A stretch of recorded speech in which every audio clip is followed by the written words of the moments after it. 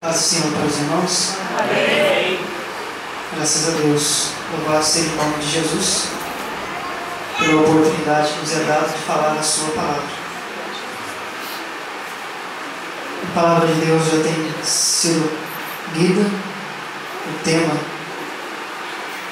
desse trabalho que os irmãos comemoram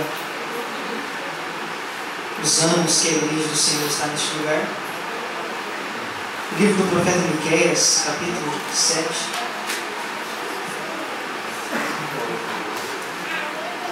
Os irmãos deixam aberto. Então vamos estar falando sobre este livro, sobre esse profeta,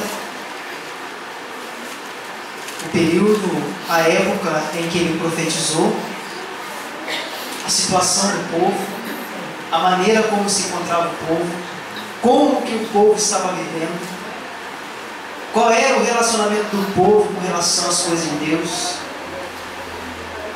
Isso é importante nós entendermos. E ao contrário do que muitos esperavam, ao contrário do que muitos confiavam, onde muitos estavam colocando a sua confiança, o profeta, ele era do Senhor e ele esperava somente em Deus.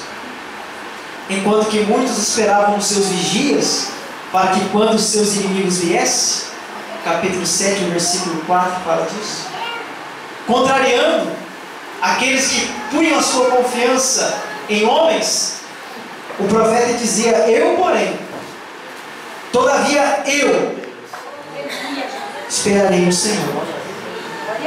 Diferente de vocês, que põem a sua esperança e confiança nos seus vigias, eu todavia esperarei no Senhor. Porque o profeta, ele tinha recebido a palavra de Deus. E o livro do profeta Miqueias contém, assim como muitos dos outros profetas, contém muitas palavras de juízo.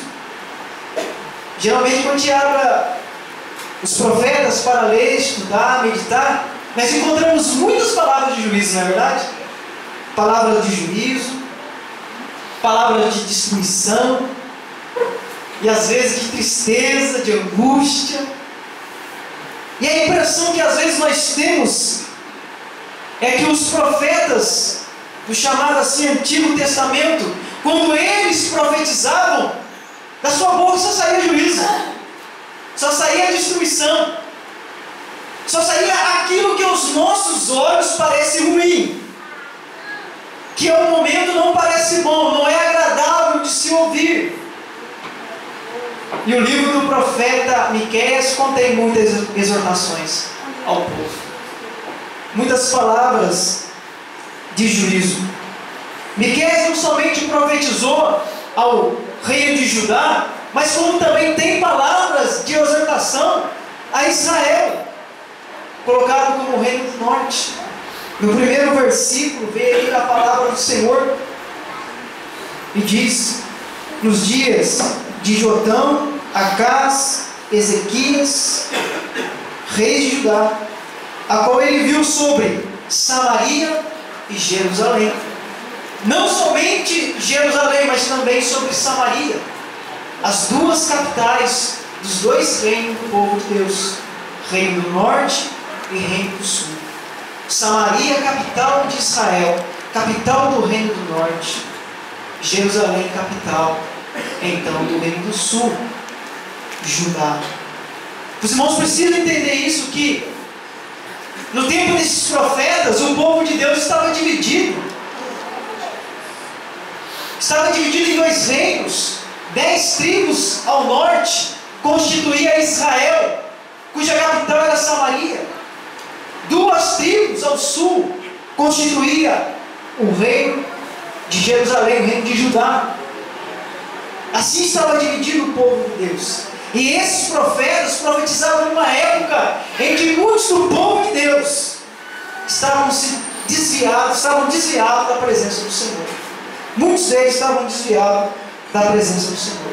Embora o livro de Miqueias, assim como todos os outros profetas, contêm palavras de juízo, no entanto também existem palavras de bênçãos. há promessas de restauração para o povo. Ele não somente proclamava uma destruição, não somente proclamava que o juízo de Deus era iminente, que o juízo de Deus haveria de vir, mas como eles também proclamavam palavras de restauração. E esse texto, posso dizer que também era a esperança do profeta, que Deus haveria de restaurar o seu povo, mesmo que o seu povo se encontrava totalmente desviado do Senhor. Então o livro também contém palavras de restauração, palavras, promessas de bênção para o povo de Deus. Agora, o contexto, na verdade, religioso do povo de Deus não era bom. O contexto religioso, o contexto moral, o contexto social em que se encontrava o povo não era bom. Essa é a verdade. O povo não se encontrava bem. Espiritualmente, o povo não estava agradando a Deus. É esse o sentido da palavra do profeta. Se acha que o profeta proclamava aquilo com alegria? Não. O profeta sentia muitas das vezes a dor do povo. Até no versículo 1 do capítulo 7, há uma expressão que diz: ai de mim, porque estou feito como quando são colhidas as frutas do verão, como os rabiscos da vindima. Não há cacho de uvas para comer, nem figos temporãos, que a minha alma desejou. Acabou a colheita. Não há colheita. O profeta dizendo: não havia fruto bom, somente frutos indesejáveis. Nós sabemos que se havia colheita, significa que a bênção de Deus estava sobre o povo. É diferente dos nossos dias. Naquela época, quando Deus abençoava o povo plantava, o povo colhia, o povo vivia bem. Era a bênção de Deus sobre a vida do povo. É por isso que uma das palavras que nós conhecemos é: se o povo que se chama pelo meu nome orar, se humilhar, orar, buscar a minha face, se converter dos seus maus caminhos, eu ouvirei dos céus, perdoarei os seus pecados e sararei a sua terra. É uma das palavras do Senhor. Então o profeta sentia sim a dor, a situação, o desvio do povo. E ambas as nações, tanto Israel como Judá, havia sim quebrado a sua aliança com Deus. Havia rompido a aliança com Deus. Mas mesmo o povo rompendo a sua aliança com Ele, Deus está sempre chamando o seu povo de volta. Mesmo o seu povo às vezes se prostituindo com muitos ídolos, com as nações, com os ídolos das nações, e Deus como esposo traído, Ele dizia: volta, Israel, volta. Deus poderia dar carta de divórcio, despedir, mandar embora e formar um outro povo, mas Deus não fez isso. Mesmo o povo rompendo a aliança com Ele, mesmo o povo traindo o Senhor, Deus estava sempre chamando o povo a um arrependimento. Volta para mim.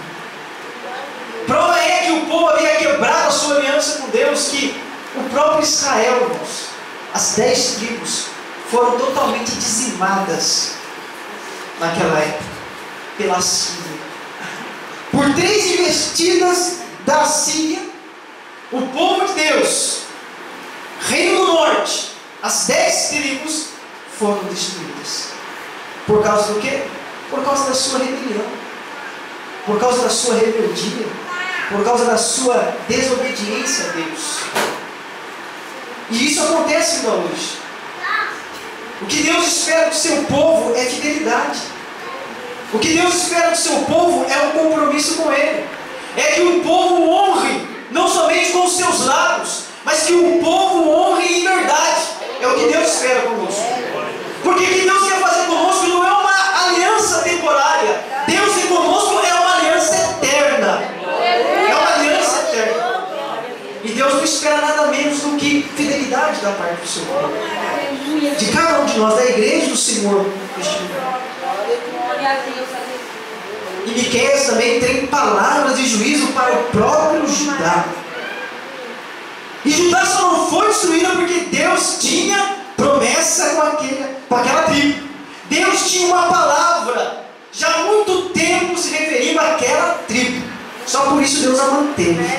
Só por isso Deus a manteve. Porque de lá viria o Messias, de lá viria o Rei, o desejado das nações. Por causa de sua palavra, Deus manteve então Judá. Porque até mesmo a Síria, havendo aniquilado as 10 tribos, chegou a invadir Judá. Chegou a invadir Judá. E Judá escapou por pouco no tempo de Ezequias, que foi o rei de Judá. Os irmãos recordam a época em que então Senaqueribe invadiu então a tribo de Judá, o reino do sul. E uma das expressões dos profetas é que Judá ficou inundado até o pescoço. Só ficou a cabeça para fora. O suficiente. O povo passou um aperto, porque a Síria de fato ela vinha com uma inundação. Uma inundação, varrendo todos que paravam na sua frente. Até palavras do próprio povo assírio. O que aconteceu com as demais nações? Onde é que estavam os seus deuses que não puderam nos livrar das nossas mãos? E uma das afrontas do rei da Síria e de seus homens era: não vos engane, Ezequias, dizendo para confiar no Senhor, porque ele está enganando vocês, está mentindo para vocês, porque o Senhor Deus não vai livrar vocês de minha mão. Aí, irmãos, ele afrontou o Deus vivo. E a atitude de Ezequias não foi se armar de soldados, contratar outras nações para ajudá-lo na guerra, como fez outros que o antecederam, como Acás, que ao invés de confiar no Senhor, servir ao Senhor, queimava incenso, servia sacrifício a outros deuses e pedia ajuda de outras nações para livrá-lo da guerra, não confiando no Senhor. Todavia Ezequias foi buscar ao Senhor nosso Deus, foi apresentar a causa diante de Deus, foi orar ao Senhor, e a resposta de Deus veio imediata. Aleluia, Jesus. Ezequias não precisou levantar a mão, o próprio Deus confundiu o povo assírio, que saiu derrotado, porque o próprio povo assírio não compreendeu de que eles eram instrumentos de Deus. Era um instrumento de Deus. É o que diz a palavra do Senhor. Judá quase veio a ser destruído também. Agora o juízo, como eu disse aos irmãos, ele é iminente. Haveria de vir. Miqueias capítulo 3, o versículo 12, deixa claro isso. O juízo vai vir. Não importa se agora, daqui a um pouco, ou se muitos anos à frente. Miqueias profetizou, mas a sua profecia levou cerca de um século para se cumprir. E quando Jeremias se pôs à porta do templo da casa do Senhor para dizer que Judá seria destruída, que não restaria nada da cidade, o povo queria matá-lo. Os principais queriam levá-lo à morte, porque ele estava profetizando mentira, loucura, isso não é verdade, Deus não está falando através de você. Até que os anciões e os príncipes recordam: não, há um profeta que há muito tempo atrás já profetizou isso. Jeremias não fala loucura, mas ele fala em nome do Senhor, porque Miqueias, o Corastita, já falou isso no tempo do rei Ezequias, mas o rei nada fez com ele. Então, e a sua palavra é: portanto, por causa de vós, Sião será lavrada como um campo, e Jerusalém se tornará em montões de pedras, e o monte desta casa em lugares altos do bosque. Palavras de juízo, mas palavras de destruição, e que veio a se cumprir a palavra do Senhor. Então Miqueias contém palavras de juízo, mas também contém palavras de promessa. Há promessa para o povo de Deus, como por exemplo Isaías capítulo 37,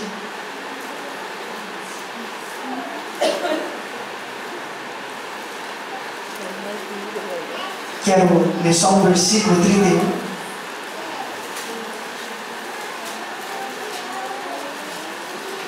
Porque o que escapou da casa de Judá e ficou de resto, tornará a lançar raízes para baixo e dará fruto para cima. Ambos os profetas como que profetizaram praticamente quase que na mesma época. Miqueias pronuncia a palavra de juízo, Isaías também. Mas aqui também há uma promessa, assim como também Miqueias contém promessas a respeito do seu povo. Deus vai trazer juízo, mas depois Deus também vai trazer restauração. Deus vai punir o seu povo com justiça, mas Deus também vai usar de misericórdia. É a palavra do Senhor. Porque o que escapou de Judá, o que ficou vivo, o que escapar com vida, vai tornar a ser plantado novamente e vai voltar a dar fruto. Era a palavra do Senhor. Era a palavra do Senhor. O que nós aprendemos com isso, irmãos, é que Deus, mesmo em sua ira, mesmo em seu juízo, Ele manifesta a sua misericórdia. Isso é Deus, irmãos. Mesmo no seu juízo, na sua ira, há a manifestação da sua misericórdia. E a misericórdia do Senhor é o quê? A causa de não sermos consumidos. Louvado seja o nome dele, que as suas misericórdias não têm fim. Bendito seja o nome do Senhor, que Ele não nos retribui segundo as nossas iniquidades. Louvado seja o nome do Senhor, que Ele conhece, sabe da nossa estrutura e se lembra que nós somos pó. Louvado seja o nome do Senhor por isso. Louvado seja o nome do Senhor por isso. Que Ele não trata segundo aquilo que nós merecemos. Quando Deus não te trata segundo aquilo que você merece, segundo os seus próprios feitos, isso é misericórdia, viu? Isso é misericórdia. Misericórdia de Deus é Deus não tratar o seu povo conforme o povo merece, conforme o próprio povo merece. Isso é misericórdia. Se contudo veio o juízo e muitos perderam a vida, se contudo veio a destruição, veio a fome, veio a espada, veio o terror, no entanto, o remanescente é a expressão da misericórdia de Deus, porque Deus poderia dizimar todos. Poderia dizimar todos, e não haveria justificativa para o homem. Eles mereciam tudo, mas no entanto, Deus sempre deixava um remanescente. Aleluia, Jesus. Que era a promessa de restauração e uma manifestação clara da sua misericórdia, do seu amor e da sua compaixão. Nós vemos isso na palavra do Senhor. Agora, grande parte da pregação de Miqueias, embora consistia na advertência sobre Judá, sobre o mal que devia atingir a própria nação, havia muitos que não criam, havia muitos que não davam crédito, ou se considerasse que realmente a palavra era a verdade, não colocaram isso no seu coração. Havia muitos. Era uma época difícil, em que o profeta que abria sua boca para trazer o juízo, a palavra do Senhor, a palavra de destruição, havia no entanto um grupo de pessoas que profetizavam paz, que profetizavam bem, dizia que não, que a destruição não viria, ou se viria, seria apenas por pouco tempo, não é 70 anos, é um pouco tempo só. Então havia aqueles que proclamavam a paz, quando Deus estava declarando a guerra. Havia aqueles que declaravam bênção, enquanto Deus na verdade estava punindo o seu povo. E esses eram homens, pessoas influentes na época. E eu pergunto, Senhor, qual é mais fácil ouvir? Qual é mais fácil ouvir? Aquele que diz coisa boa ou aquele que diz coisas que aos nossos ouvidos parecem ruim? Né? E hoje não é diferente. Hoje não é diferente. Qual tem sido a nossa motivação? Qual é a motivação que está dentro do nosso coração? Será que há um propósito de ouvir a palavra do Senhor? Ou será que lá no fundo do nosso coração nós não queremos ouvir apenas aquilo que nos convém, aquilo que nos agrada? Aqueles que profetizavam de forma dura às vezes ao povo, era tido por mal, era tido por ruim. mas eles falavam em nome do Senhor. E por muitas vezes Deus falou: ai dos profetas, ai daqueles que proclamam paz, paz, paz, quando não há paz. Ai deles, diz o Senhor. Mas muitos não queriam obedecer. Os líderes religiosos de Jerusalém tinham uma falsa confiança de que nenhum mal haveria que acontecer a Judá. Mesmo que o profeta está dizendo, não vai sobrar nada, vai se transformar tudo em pedras, vai ser destruída, vai vir o juízo de Deus. Muitos tinham uma confiança equivocada, uma falsa ideia de religiosidade, uma falsa confiança em Deus, porque muitos acreditavam, irmãos, que nada iria acontecer, porque em Jerusalém estava o templo do Senhor. Templo do Senhor. Jerusalém está segura. Nós estamos seguros, porque no nosso meio está o templo do Senhor. Templo magnífico, coisa linda, coisa maravilhosa. Só que eles estavam equivocados. O templo era do Senhor. Aquela casa era a casa pela qual o nome do Senhor deveria ser invocado. Deus era presente, sim, naquele lugar, mas eles estavam equivocados, pensando que Deus não iria trazer o juízo só por causa do templo. Falsa religiosidade. O templo do Senhor estava lá, no meio deles, mas eles não estavam servindo a Deus sinceramente. Veja então o profeta Miqueias falando ao povo, a esses líderes que tinham uma falsa confiança. E muitos acham que nada vai acontecer de ruim, que pode pecar, pode transgredir, que pode fazer o que quiser. Não, que Deus não vai me punir, não. Lá na frente eu conserto. Lá na frente eu busco perdão. Lá na frente eu busco a misericórdia do Senhor. Às vezes confiando em coisas que não trazem nenhuma segurança, né? Mas olha só o que o profeta fala no capítulo 3, versículo 9, a esses líderes religiosos que enganavam o povo e que tinham uma confiança vã.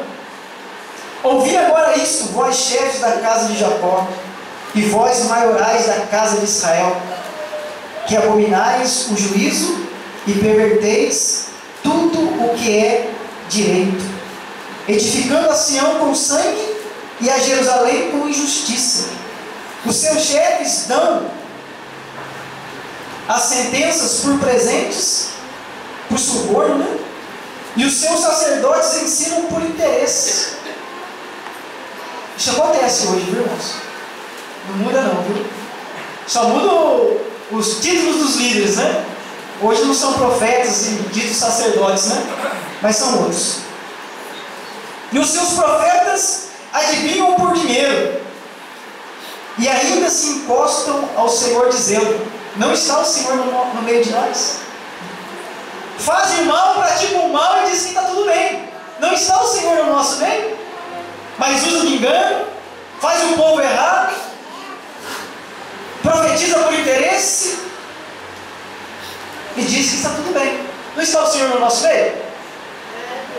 Nenhum mal nos sobrevirá. Eles estavam equivocados. Mas o profeta, ao contrário de tudo, ele esperava no Senhor, no Deus da sua salvação. Ele não tinha uma confiança vã. Ele não estava confiado no templo, não estava confiado na palavra dos falsos profetas. Ele estava confiado porque ele tinha comunhão com o Senhor. Ele dizia: porém eu estou cheio do Espírito do Senhor. Estou cheio do Espírito do Senhor. A sua confiança estava em Deus, estava no Senhor e ninguém mais. Semelhante situação viveu o profeta Jeremias. Um povo que confia em mentiras. Por exemplo, Jeremias capítulo 7. Aqui o povo confiado no templo. Não está o Senhor no nosso meio? Se referindo ao templo, né? Magnífico. Nenhum mal vai nos acontecer. Nada do que Miqueias está profetizando vai acontecer. contrariando diretamente uma palavra do profeta. Eu quero ler com os irmãos, do 1 ao 10, palavra que nós podemos entender nos nossos dias hoje também, tá? Jeremias capítulo 7, versículo 1. A palavra que foi dita a Jeremias pelo Senhor, dizendo: põe-te à porta da casa do Senhor, e proclama ali esta palavra, e dize: ouvi a palavra do Senhor, todos de Judá, e os que entrais por estas portas, para adorares ao Senhor. Miqueias já havia falado muito tempo antes, nenhum mal aconteceu ainda, mas Jeremias agora vem falar também, e agora não tem escape. Judá realmente seria invadida, Jerusalém seria destruída e o povo seria levado cativo. O juízo é iminente. Assim diz o Senhor dos Exércitos, Deus de Israel: melhorai os vossos caminhos e as vossas obras, e vos farei habitar neste lugar. Não vos fieis em palavras falsas, dizendo: templo do Senhor, templo do Senhor, templo do Senhor é este. Passa-se décadas, quase um século, e o povo continua o mesmo, não muda, confiando ainda no templo, tendo falsa esperança, falsa confiança, semelhantes aos líderes lá de Miqueias. Aqui também o povo continua dizendo: templo do Senhor, está o Senhor no nosso meio, nada vai acontecer. Mas deveras, se deveras melhorardes os vossos caminhos e as vossas obras, se deveres fizerdes juízo entre o homem e entre o seu companheiro, se não oprimirdes o estrangeiro e o órfão e a viúva, nem derramardes sangue inocente neste lugar, nem andardes após outros deuses para vosso próprio mal, eu vos farei habitar neste lugar, na terra que dei a vossos pais de século em século. O povo era religioso, irmãos, mas oprimia o órfão, a viúva, não cuidava da causa do pobre, do necessitado da terra, mas eram todos religiosos. Templo do Senhor, templo do Senhor é esse. Ofereciam os seus sacrifícios, os seus holocaustos, mas no entanto não praticavam a verdadeira religião, não serviam a Deus verdadeiramente. Mas continuou o profeta dizendo: eis que vós confiais em palavras falsas, que para nada são proveitosas. Furtareis vós e matareis e cometereis adultério, e jurareis falsamente e queimareis incenso a Baal, e andareis após outros deuses que não conheceste. Então vireis e vos poreis diante de mim nesta casa, que se chama pelo meu nome, direis: somos livres? Podemos fazer todas essas abominações? Vocês podem fazer tudo isso vir aqui e dizer que vocês são povo livre? Que vocês podem adorar e estão me adorando? Mesmo cometendo estas abominações, coisas que eu não tenho prazer, Deus se enojava daquelas coisas. Imagina, o que é se enojar? Os irmãos têm ideia do que é isso. Deus se enojava daquelas coisas, da atitude do povo. Aí Deus fala para Jeremias: nem adianta orar por esse povo, porque se você orar e clamar por eles, eu não vou ouvir. Então não perca tempo.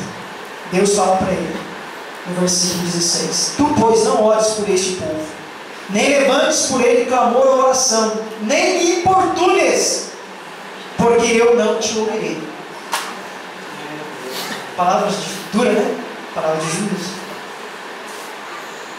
Qual era a abominação que eles cometiam, irmãos?